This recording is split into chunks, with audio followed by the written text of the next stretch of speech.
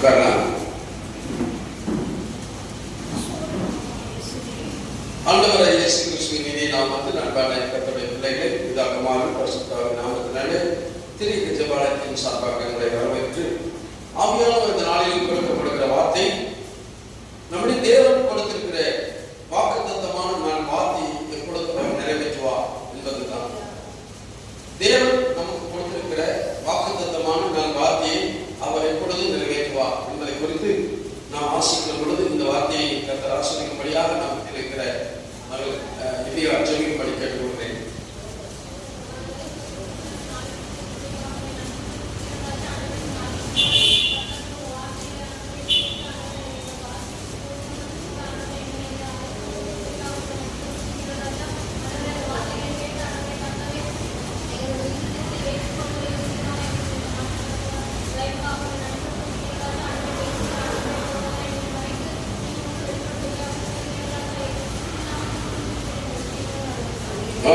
வாசிக்கலாம். எரேமியாவின் புத்தகம் 33ஆம் அதிகாரம் 14ஆம் வசனம். எரேமியாவின் புத்தகம் 33ஆம் அதிகாரம் 14ஆம் வசனத்தை வாசிக்கலாம். இதோ கர்த்தர் சொல்கிறார், நம்முடைய ஆண்டவர் நமக்கு கொடுக்கப்பட்ட வாக்குத்தத்தமான வார்த்தை நிறைவேற்றுவதற்காக இதோ நாட்கள் வரும் என்று கர்த்தர் சொல்கிறார்.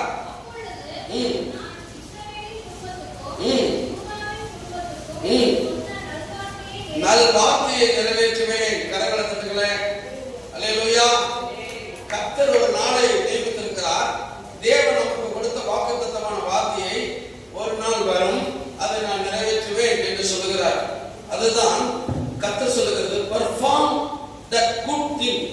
நல்ல காரியத்தை செய்யும் பொருட்டாக தேவன் நமக்காக ஒரு நாளை ஏற்படுத்தியிருக்கிறார். கரங்களை தட்டுவோமா? விசுவாசிப்போமா? அல்லேலூயா, அல்லேலூயா. சரி, அது எப்பொழுது வருகிறது என்று நாம் பார்க்கலாம்.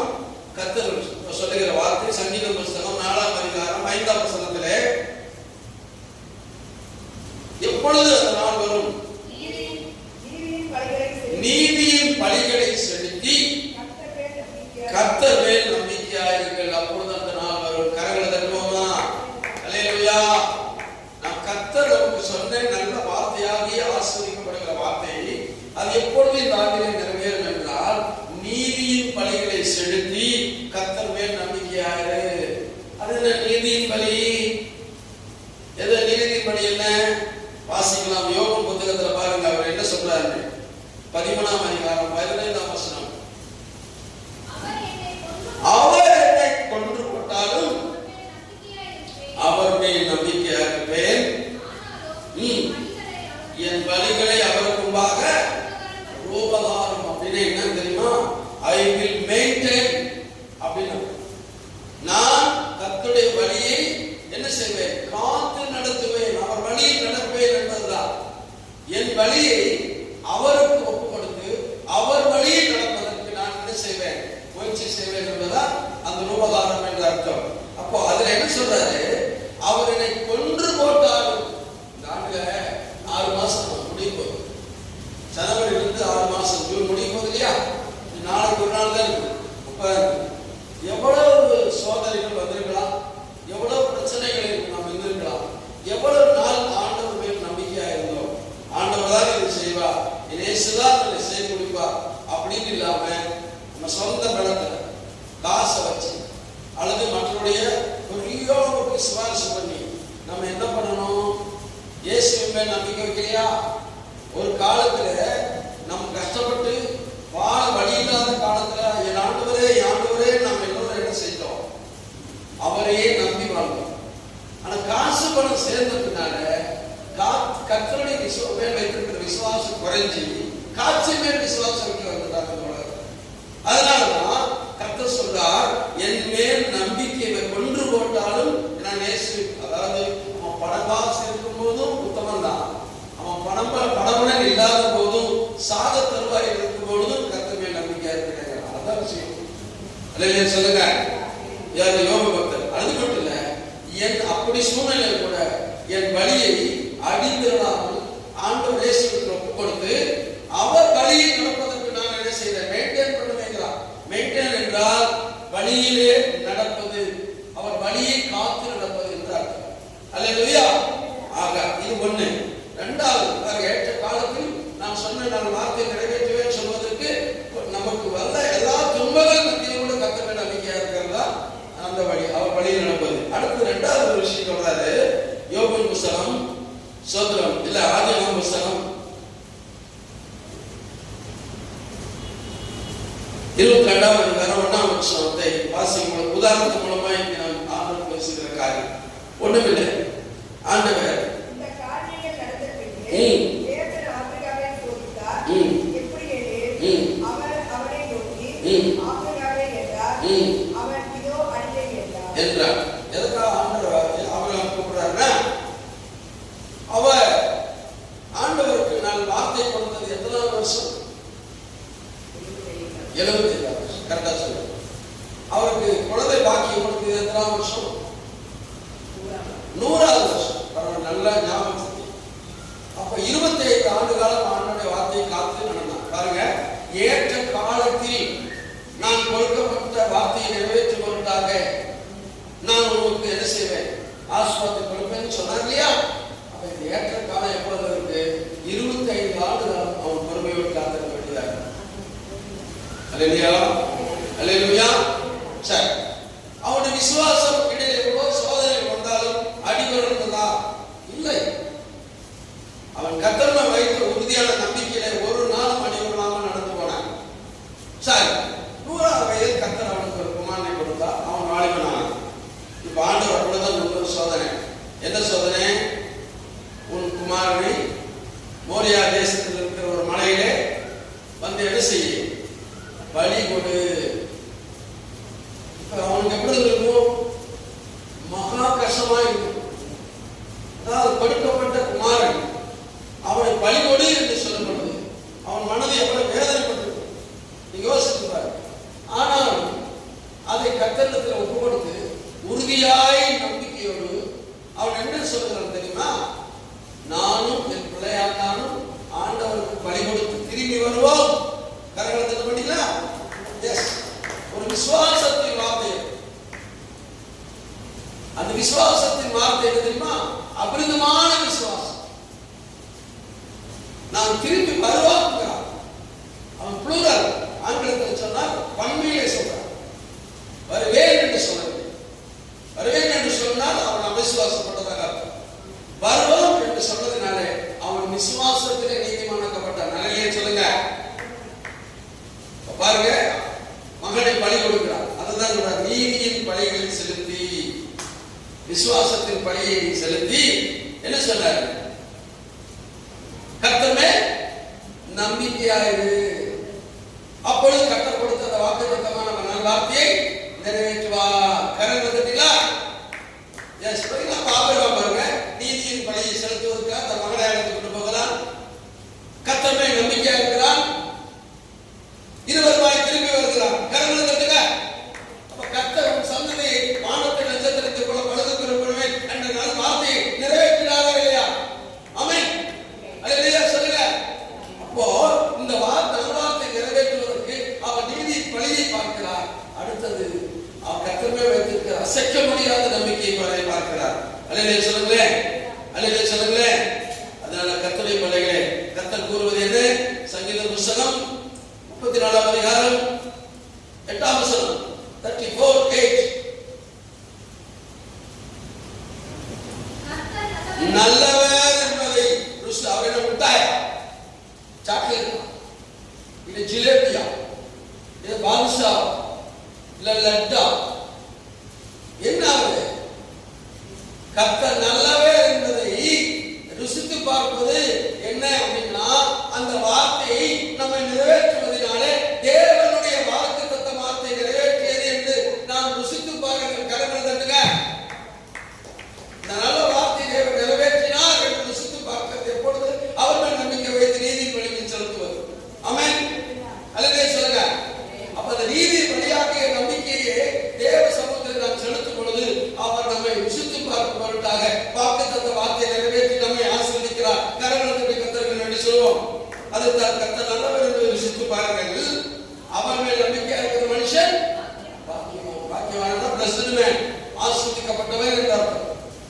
அல்லேலூயா, அல்லேலூயா. அதனாலே எப்பொழுது நாம் அவர் வார்த்தையை நம்புகிறோம் என்று சொல்லி பார்த்தால் வாக்குத்தத்தமான வார்த்தையை ரோமர்கள் புத்தகம் 4ஆம் அதிகாரம் 21ஆம் வசனத்தை வாசிக்கலாம். ரோமர்கள் புத்தகம் 4ஆம் அதிகாரம் 21ஆம் வசனம்.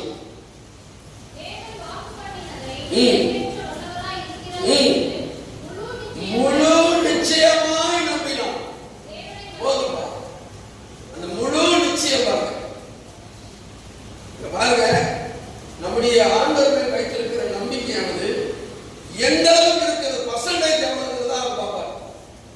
பர்சன்டேஜ் நீங்க சொல்லலாம், ஐயோ இந்த ஆண்டவர் முழுசா நம்புறேன், சும்மா நம்பாக்குறேன். உண்மையா நீங்க முழுசா நம்புறீங்கன்னா உன் துன்பத்திலையும் அவர் நம்புறதா வாழ்க்கை, உன் கஷ்டத்திலையும் அவர் நம்புறதா, அதுக்கப்புறம் நம்பிப்பாங்க. ஆனா செல்வத்திலையும் நம்புறதா வாழ்க்கை. நல்ல செல்வ செழிப்பா இருக்கும் போது கர்த்தரையே நம்பி வாழ்வதுதான் வாழ்க்கை. ஏன்னா செல்வம் என்பது இன்னைக்கு நம்ம இருக்கும், நாளைக்கு இன்னொருத்தர் போயிடும். புரியுதா உங்களுக்கு? நீங்க என்ன இருக்கிற 100 ரூபாய் இன்னொருத்தர் போயிடும், என்ன இருக்கிற 1,00,000 ரூபாய் இன்னொருத்தர் போயிடும். அந்த செல்வத்தை நம்பணும்னா நம்ம கைவிடப்படும். ஏன்னா அது ஒரு நம்பிக்கையான பொருளே அல்ல. அதனால கர்த்தரை நம்புகிறவனோ செழிப்பார் என்று சொல்லப்பட்டிருக்கிறது. கரங்களை தட்டுங்க. கர்த்தரை நம்புகிறவனோ பாக்கியவான் என்று சொல்லப்பட்டிருக்கிறது. அதுல அவன் சொல்றாரு பாருங்க, முழு நம்பிக்கையாய் அவரை நம்பும் பொழுது நமக்கு கொடுக்கிற நல்ல வார்த்தையான வாக்குத்தத்தத்தை அவர் நிறைவேற்ற வல்லவராய் இருக்கிறார். கடவுள் தத்துவமா fully persuaded, ஆங்கிலத்தில் சொல்ல முழு நம்பிக்கை, fully persuaded.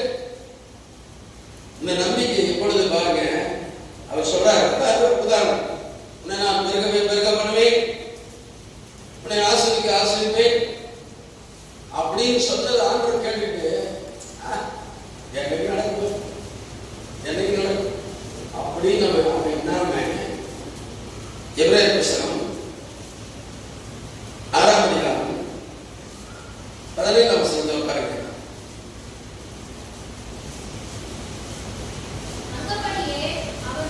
பொறுமையாய் காத்திருந்து வாக்குத்தத்தம் பண்ணப்பட்டதை நிறைவேற்ற வல்லவராய் என்று முழு நிச்சயமாய் நம்பினான். கரங்களை தட்டுங்க.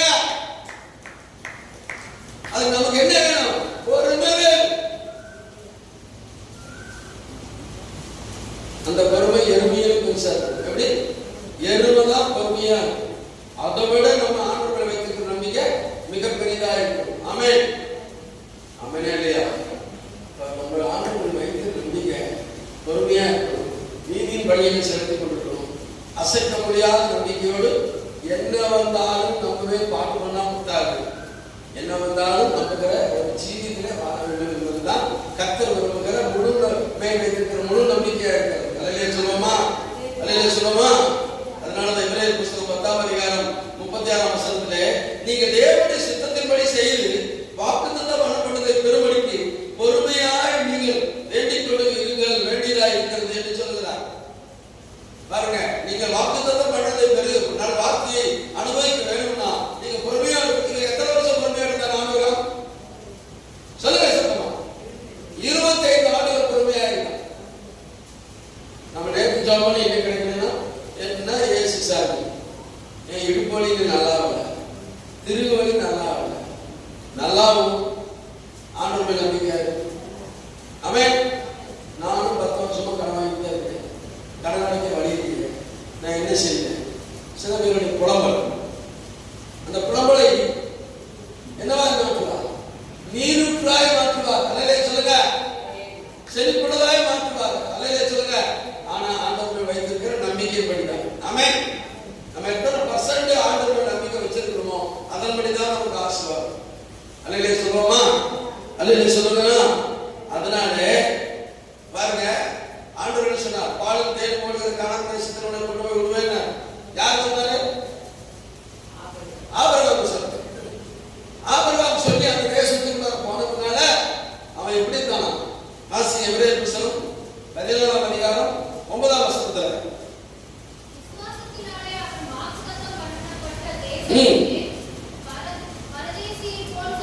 வாக்குத்தத்தம் பண்ணப்பட்ட ஆசீர்வதிக்கப்பட்ட அந்த தேசத்திலே எப்படி இருந்தான்?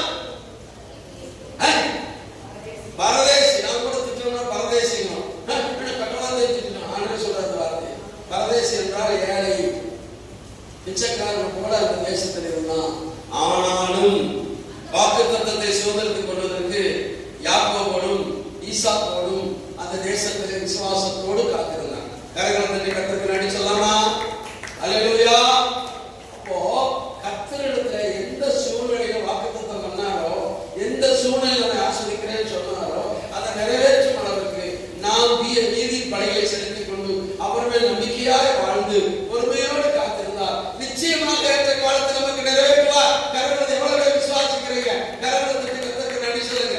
அல்லேலூயா, அல்லேலூயா.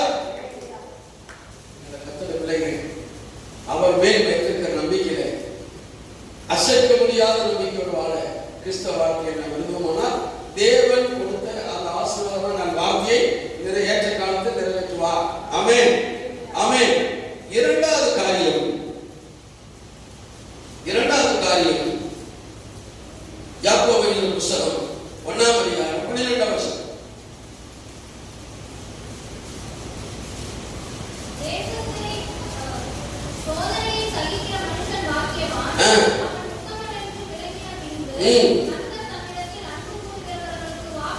பாத்தீங்களா? அல்லேலூயா சொல்ல மாட்டீங்களா? முதல்ல விசுவாசத்தை பார்த்தோம். அந்த விசுவாசமே எதுல பிறக்குது? அந்த விசுவாசமே எதுல பிறக்குது?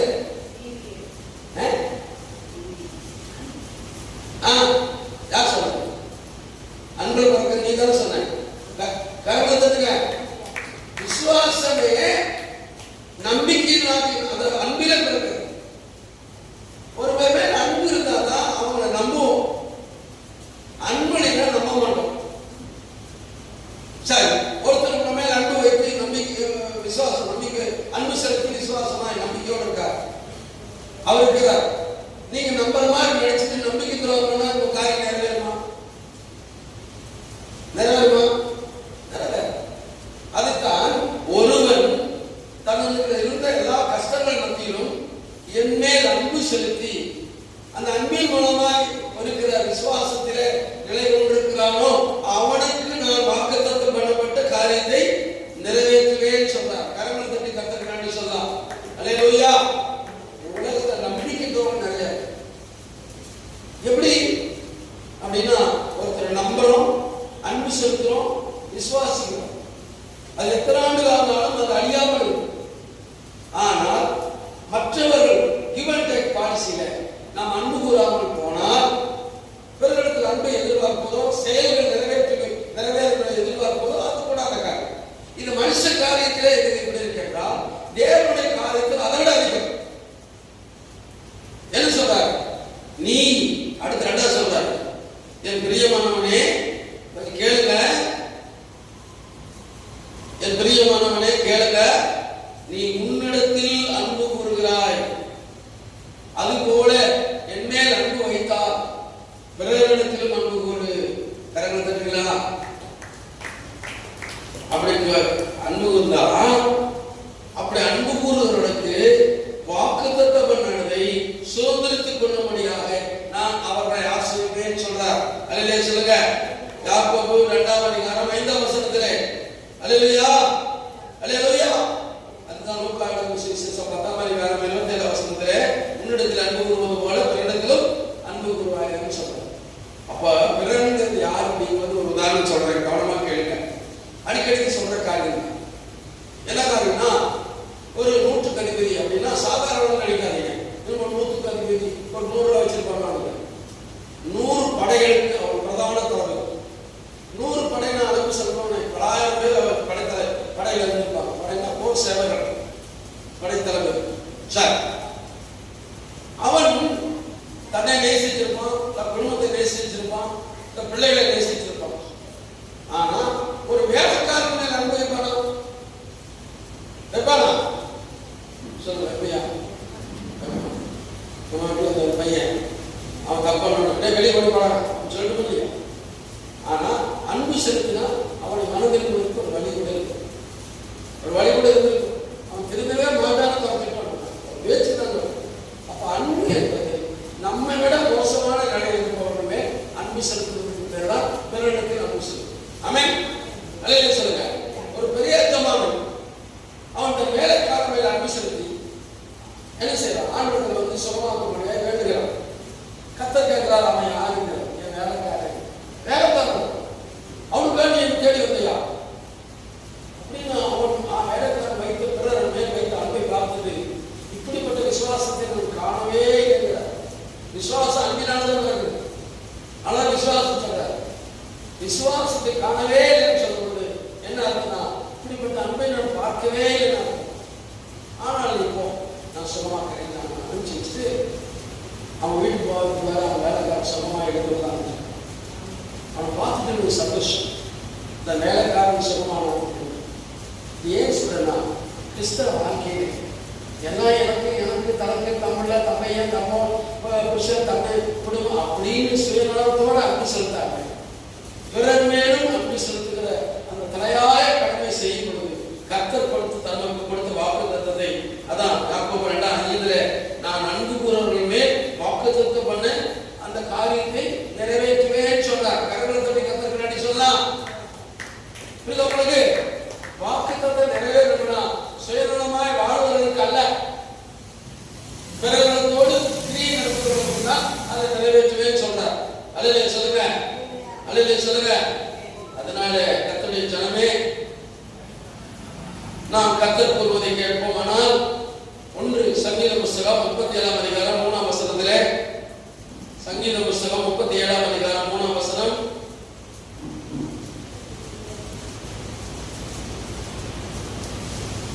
அசிங்கப்பா. சங்கீத புஸ்தகம் 37ஆம் அதிகாரம் 3ஆம் வசனம், கர்த்தரை நம்பினையா, நம்பிக்கை வச்சிட்டியா, விசுவாசத்தோடு வாழ்றியா, அவருக்கு அன்பு செலுத்துறியா, நீ என்ன செய்ய முதலாவது என்னது? கர்த்தரை நம்பி நன்மை செய். ஆங்கிலத்தில் do good work, do good. ஆங்கில பைபிள் சொல்றது நல்லதை செய், நற்கிரை நடக்கு. வேதத்தை பார்க்கிற இயேசு அன்பு செலுத்தினார், நம்மை நம்பிக்கை வைத்தார். நன்மையானதை செய்து முடித்தாரா இல்லையா? சொல்லுங்க, உண்மையை சொல்லுங்க. நல்லதை செஞ்சாரா இல்லையா? நல்லதை செய்துதான் அவர் செத்து மடித்து உயிர்த்தெழுந்தார். அல்லேலூயா சொல்லுவோம். கிறிஸ்தவ வாழ்க்கையும் நற்கிரியை செய்கிற வாழ்க்கையா இருக்கிறது. யாருக்கு? நம்பிக்கை ஒரு 5000 கொடுக்குறது அது அல்ல. உன் நம்பிக்கை உடன்பிறப்பு. அடுத்த ஒரு சகோதரன், கிறிஸ்தவத்தில் இருக்கிற சகோதரனுக்கு உதவி செய்வது, உதவி செய்வது, அதான் நன்மை செய்வது. அல்லேலூயா சொல்லுங்க. நீ ஏன் சொல்றேன்? கிறிஸ்தவ வாழ்க்கை பிறர்கள் நன்மையை குறித்து எதிர்பார்க்காமல் நம் சுயநலத்தை குறித்து வாழ்ந்து பரவாயில்லை சொன்னா அந்த ஐஸ்வர்யவான் அவசரப்படுவான். செல்வம் சரிபோட ஐஸ்வர்யவான் வாழ்ந்து சுகமாய் இருந்தான், போக முடியல. பிறகு நலம் கீழே இருக்கிற அந்த லாசராக அந்த ஏழ்மையான நினைத்து பார்க்கிறது, பக்கத்தில் இருக்கிறான், ஆசைப்படிய அவனை பார்க்க முடியல. அப்புறம் என்ன ஊருக்கு அவன் உபதேசம் பண்றது, நன்மை செய்யறது. புரியுதா? அப்போ அடுத்தவருடைய நன்மையை நாம் செய்து முடிக்கும் பொழுது நம்முடைய நமக்கு நன்மை கர்த்தர் தானாய் தருவார். கரங்களை தட்டி கர்த்தருக்கு நன்றி சொல்லுவார். அல்லேலூயா, அல்லேலூயா. அடுத்தது பாருங்க, இரண்டாவது விஷயம் சங்கீத புஸ்தகம் 37ஆம் அதிகாரம் 5ஆம் வசனத்திலே, அவருமே நம்பிக்கையா. முதல் வழியே கர்த்தருக்கு ஒப்புகை என்னன்னா commitment of the way unto the Lord. நீ கமிட் பண்ணிக்கோ. கமிட் என்ன? உறுதி. நீ ஆண்டவரிடத்துல உறுதியாய் நடப்பேன்னு சொல்லி ஒப்புக்கொடு. அவர் சொன்னபடி நடப்பேன்னு ஒப்புக்கொடு. வழி கர்த்தருக்கு ஒப்புக்கொடு. அடுத்து அவர் மேல் நம்பிக்கை. அப்பொழுது கர்த்தர் கொடுத்த நல் வார்த்தையாகிய வாக்குத்தத்தை நிறைவேற்றுவார். கரங்களை தட்டி கர்த்தருக்கு நன்றி சொல்லலாமா? எவ்வளவு பேர் நம்புறீங்க? சொல்லப்பட்ட வாக்குத்தத்த வார்த்தையை யார் எத்தனை பேர் நம்புறீங்க? அல்லேலூயா. அந்த நம்பிக்கைக்கு போவார். இப்பொழுது உறுதியாக சொல்றேன், கர்த்தர் மேல் வைத்திருக்கிற நம்பிக்கை வீண் போவார். அதுக்கு என்ன செய்யணும்? வீண் பலி செலுத்தணும். நம்பிக்கையில எந்த சூழ்நிலை நம்பிக்கையோடு வாழணும். நான் கொன்று போட்டாலும் அவர்கள் நம்பிக்கையா இருப்பேன் எவ்வளவு சொன்னது போல நமக்கு எவ்வளவு கஷ்டம் வந்தாலும் சபை நம்பி வாங்கணும். அடுத்து செல்வ செழிப்பா இருக்கிற நிலையிலும் கூட கர்த்தர் மேல் நம்பிக்கை வைத்து நம்பிக்கையா இருக்கணும். அப்படி வாழ்ந்து கிறிஸ்தவ வாழ்க்கை வாழும்பொழுது கர்த்தர் நமக்கு கொடுத்த வாக்குத்தத்தத்தை நிறைவேற்ற ஏற்ற காலத்திலே நிறைவேற்ற தேவன் ஆயத்தமாக இருக்கிறார். அந்த ஏற்ற காலத்தில் நிறைவேற்றும் காலம் மிக சீக்கிரமாக இருக்கிறது. அதற்குள்ளாக நாம் ஒப்பு கொடுக்க என்ன செய்யணும்? அப்படியாக அவர் வழியின் மேல் நம்பிக்கை வைத்து நம்மை ஒப்பு கொடுத்து செல்லும் பொழுது நமக்கு கொடுக்கப்பட்ட வாக்குத்தத்த வார்த்தையை நிறைவேற்றுவார், வல்லமையாய் நடத்துவார், நம்மை தாங்குவார், நம்மை தப்புவிப்பார், நம்மை பலப்படுத்துவார், சகலவற்றையும் நம்மையும் கேதுவாய் செய்து முடிப்பார். கரங்களை தட்டி கர்த்தருக்கு நன்றி சொல்லலாம். இந்த வார்த்தை வேணுமா வேணாமா? வேணுமா வேணாமா? வேணாம். ஒப்பு கொடுத்து கர்த்தருக்கு சமூகத்தில் ஒப்பு கொடுத்து